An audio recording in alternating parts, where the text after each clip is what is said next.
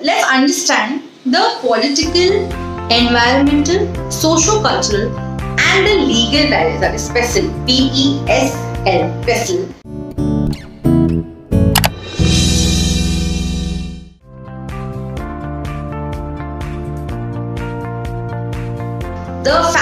These are the factors that shape the public relations, how they have to deal on these four grounds. So when we talk of business environment, because we are dealing with not just one nation but with multiple nations, we speak of the PESL analysis.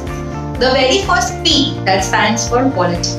Now what is the meaning of political environment that we have to face? Political environment is, say for example, the government setup, not for example, but the government setup that's there within a nation. In the last so many years, we have a certain ruling party which overtook a pre-existing ruling party. So the policies made with that party will definitely change with the new party in presence. The new party will have his or her way of working, his or her own policies, his or her thought processes to make the nation a better place to stay, or for the nation to have the right kind of import and exports. So when a nation is politically stable, when the government is strong, when it has control over whatever is needed, when it controls major entities, like we have the Indian Railways. The government is the whole sole owner of Indian Railways. Yes, there are talks of it going to the privatized sectors, but that is because it's not making enough profit. Then the best as an example, your VSC buses. Again, a government-owned organization, right? So these things, when they are stable, when the government is stable, it means that politically the country is very stable. Now, if we talk of, say for example, Oman or Muscat, they have the leadership of a king still. So whatever the king decides, that's how their policies change. So if the king dies and his son takes over, so his son will have a new set of policies, will change the existing laws. So we can say that this is not a very strong nation to bank upon, because when one will go, the other person will come up with his or her own strategy. So politically the country is stable, the PR can be worked effectively. Second, E stands for the economy. Naturally, when the politically country is stable, when a country is politically stable, its economy also will be a strong economy, because there is no fluctuations happening. Certain policies have been listed, how the trading will happen with the help of trade blocks, what is a credit policy, what is a debit policy, what would be the interest rates, what would be the housing loan rates. Everything is decided by the government. So naturally, in terms of the to and fro of money, is also going to be stable. So that is the economical environment that the country deals with. So when politically country is stable, in most cases economically also is going to be stable. Then the third one is socio-cultural. That's a very important criteria which we'll discuss it in detail. But just to give you a gist of it,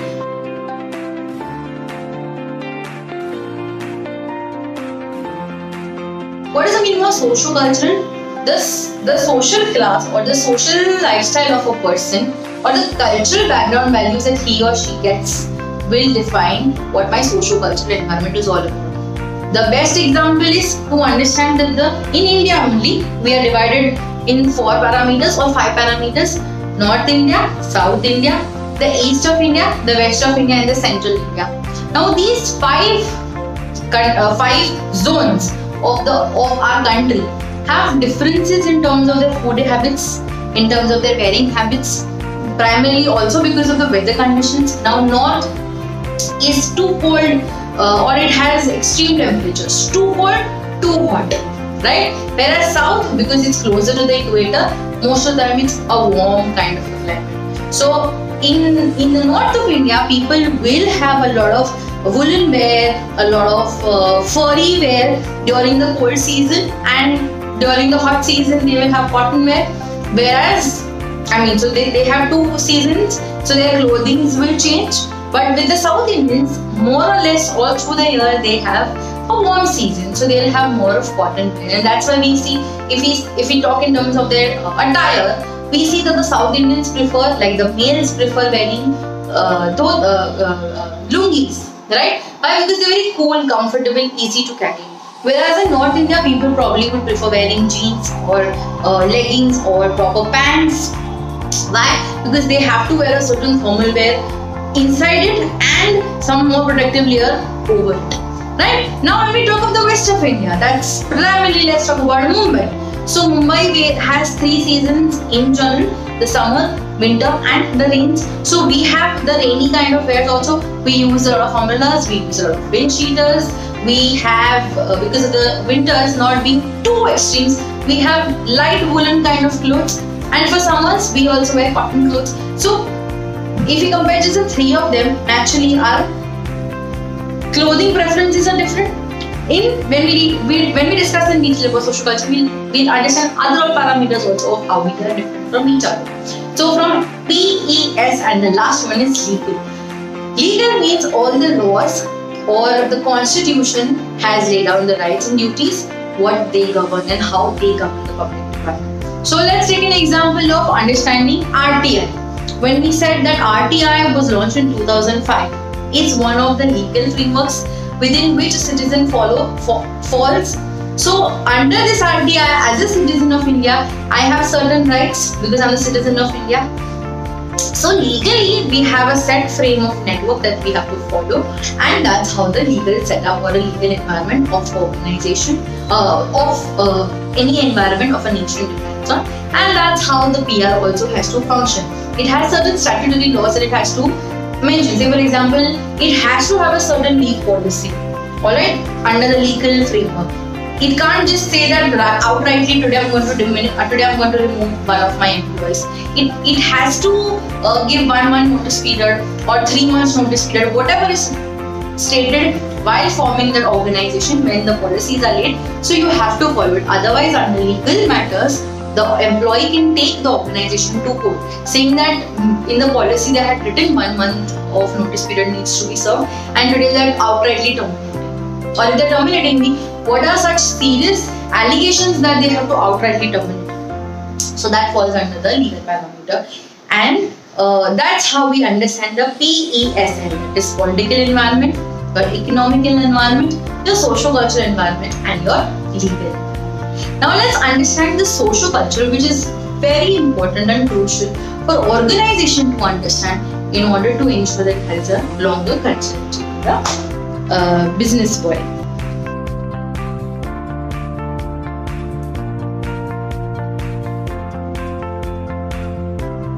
In socio-cultural differences, broadly, there are very many points, but we'll just stick to a few points that will help us understand what are the social and cultural differences. The very first thing starts with understanding the demographic. Now, what is this demographic? The age, your gender, your income status, your locality where you stay, the tastes and preferences that belong to your family.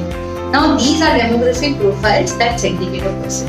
So, as we discussed earlier also, females, the ones who fall in the teens, probably from the age of 13 till 19, the teens, they have a different set of taste and preference, the kind of clothes they wear probably. They're entering into a maturity status probably in those periods. So the bodily functions also change, how they evolve, how they grow.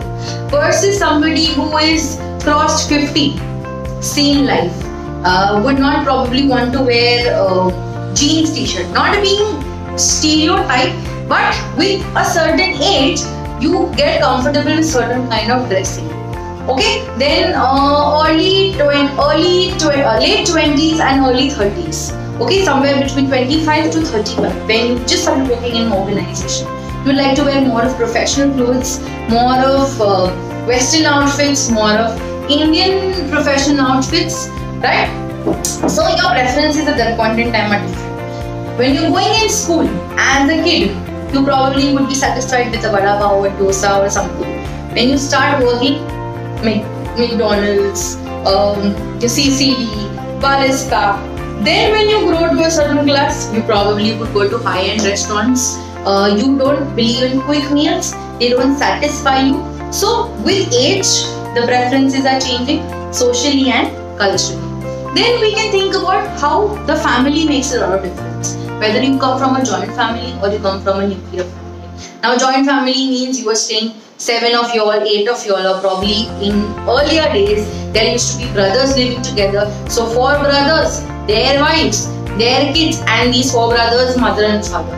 So imagine they used to be in such a joint family kind of a concept. So when you come from such background, naturally you would like attachments, you would like people around. And say for example the latest atom families or the singular families where it's just the mother, father and 1 kid. Now though it's not even 2 kids, it's 1 kid kind of a format. So naturally the 3 of them's perception is going to be restricted to 3 of them. When talk of joint family, a decision is made on behalf of everybody. So what probably the head of the family decides is what everybody has to do. But with a 3-person family or with a 4-person family, probably what the father decides or probably what the mother decides is going to be a smaller decision. So based on your family background also it depends. Then based on how you perceive time, somebody who is very punctual would probably not like somebody who is late. So if I am serving a certain service, I'm selling a certain service as a PR, what I have to make sure that I am giving it on time to the customers who are there on time. I can't say I'll open my shop at so and so and you can walk in here. So these are the socio-cultural differences in general when we discuss about the various kind of environments that the PR has to deal with. Now we move to the 7th chapter of the theories associated with articulation.